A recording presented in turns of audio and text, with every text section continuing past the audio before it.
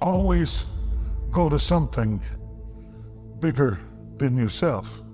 Are you not guilty of immersing yourself into things that were too small to hold your vision? My problem is so many times you've thrown big ideas at small people.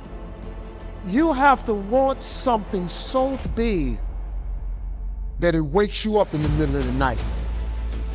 You have to want something so big that you think about it all the time. You have to want something so big that it drives you to wake up when you don't want to. It keeps you up at night when you've long been sleepy. It makes you show up, do things you wouldn't normally do. It requires extra.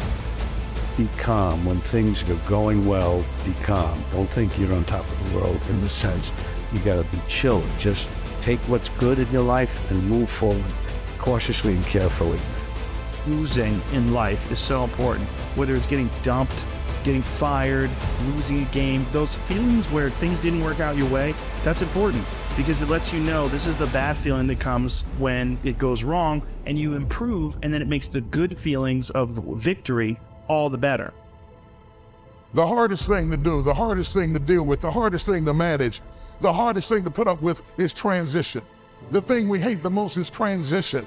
We hate it because it takes us out of our element, it takes us out of our comfort zone, it takes us out of the place where we are secure and sure, and we learn how to manage and control everything. You cannot control everything when you are in transition.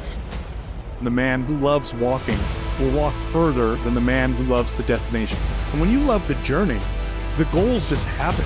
You hit milestones as a side effect because it doesn't matter. At that point, I don't care if I can lift this much weight or run this fast. I mean, that's cool, but I don't love it as much as I love the journey. I love the journey. What does the journey consist of? Sucking at something, failing, getting better, learning, start it over, do it again.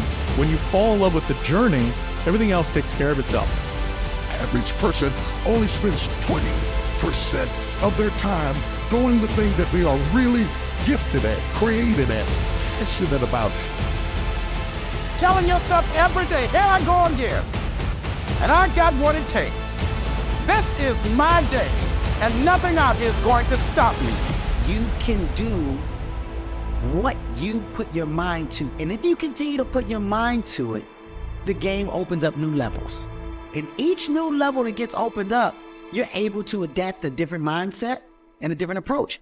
You can stop at that level, or you can go, I want more levels. I want more fucking levels.